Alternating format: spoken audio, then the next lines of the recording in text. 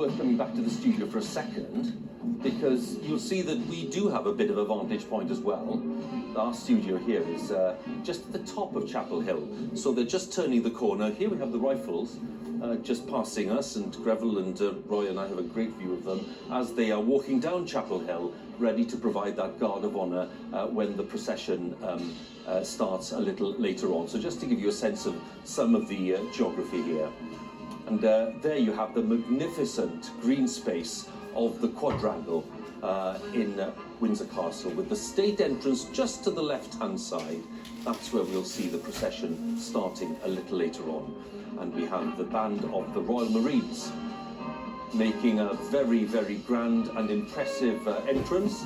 They too are part of this tri-service band today.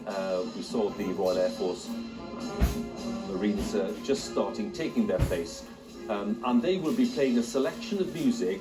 It's a glorious selection of music, which again is a list of tunes that the Duke wanted himself, very much his own choice.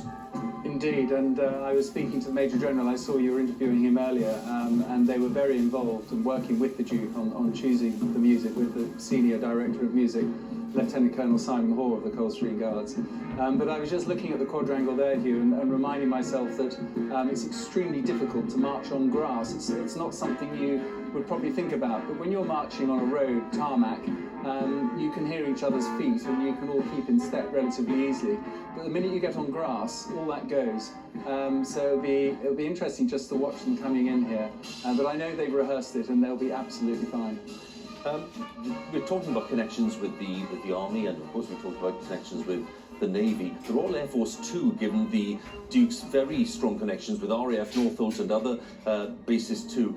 What can we tell viewers about the Royal Air Force connection with today? Well, of course, he was Marshal of the Royal Air Force, and I think most importantly, he was described as a very talented and gifted pilot himself. Yes. And it's amazing to think that he qualified on 59 different aircraft. I don't know whether you've heard that fact already, but forgive me if I'm repeating it. No, it's worth underlining.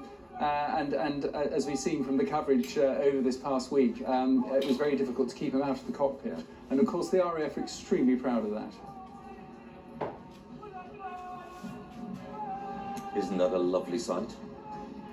I don't think anybody had foreseen that the procession really that was planned for today would take place in this kind of weather, and that of course, you know, a funeral which everybody's been talking about in terms of being downscaled and on a smaller scale is still immensely impressive as we see it today, Roy.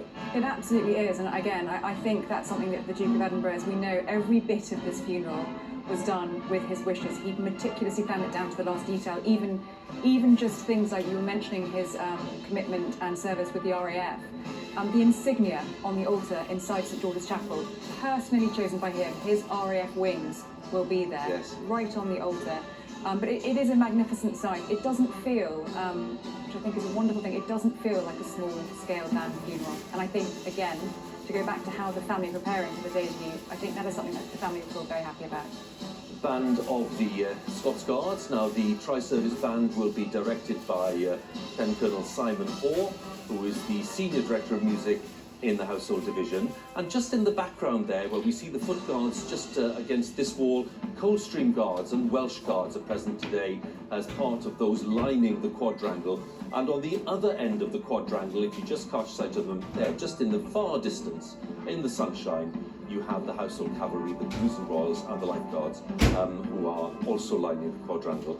Here we have a very special group, Greville, the Guidon and the truncheon parties. These are basically some of the rich banners which are the emblems of regiments and other units.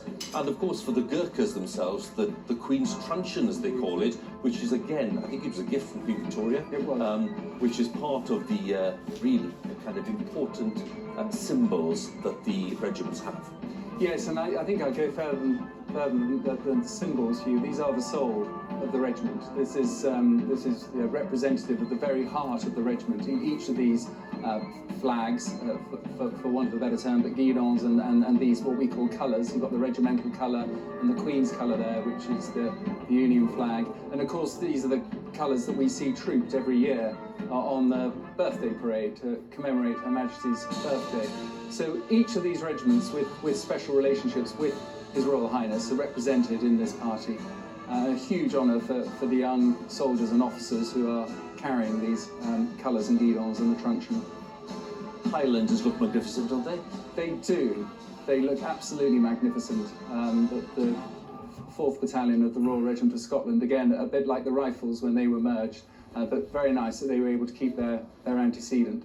And as we know, Prince Philip extremely fond of his connections with Scotland and the regiment. The Colonel of the 4th Battalion. Indeed. Royal Regiment, also known as the Highlanders, as we were saying. You're getting the sense now of this collection, this presentation on the quadrangle. Just think about the precision involved here. Garrison Sergeant Major Andrew Stokes has been really very, very hard at work, as has the Brigade Major, Guy Stone, who we'll see a little later. Very hard at work, just trying to get all these arrangements ready in just over a week, because it is a revised plan.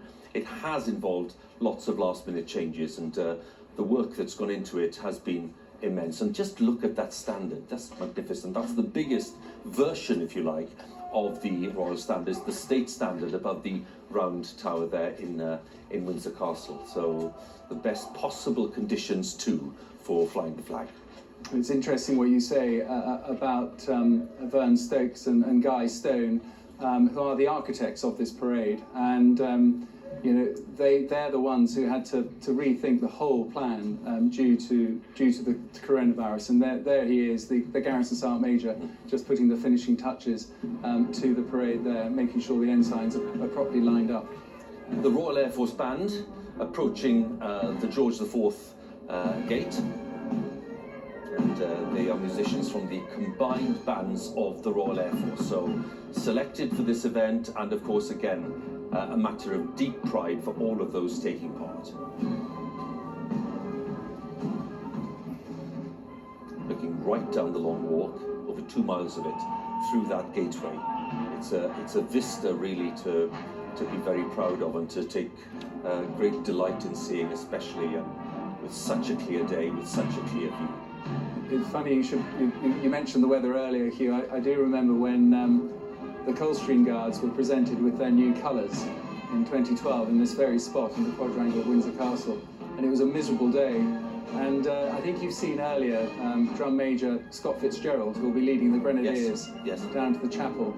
I remember the Duke looking at him with all his gold braid all over him and his medals and his mace, looking absolutely resplendent, but it was drizzling and pretty wet, and Prince Philip asked him if he would rust. And Scott reassured him that he wouldn't rust. Well, there they are, Gribble, on cue. Band of the Grenadier Guards making their way in. To take in this scene, because this is one of the most poignant moments.